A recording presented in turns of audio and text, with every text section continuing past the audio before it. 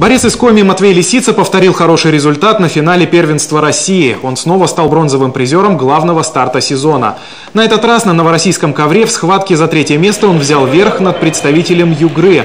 Спортсмен выступал в новой весовой категории, и многие соперники были ему незнакомы. Очень сильно настраивался на схватки все. Как и в прошлом году, было сложно. В полуфинале чуть-чуть не хватило, не настроился. После четвертьфинала еще мало отдохнул и проиграл. А за третье настроился и сделал все как надо. По словам старшего тренера сборной Анатолия Пошивалова, в целом команда показала неплохой результат.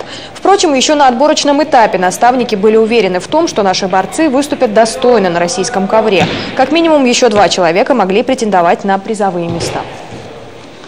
Павел Размыслов в десятке был. И вот еще мы думали, что у нас очень хорошо должен был отбороться Рома Малышев. Ну, немножко не хватило там и недоработки наших тренеров. Ему надо было немножко в другой категории бороться сразу. А так бы он должен был показать хороший результат. Уже в начале ноября другой состав сборной выезжает в Пермь на очередной турнир. Коми будет представлять член национальной команды Алексей Пушкин.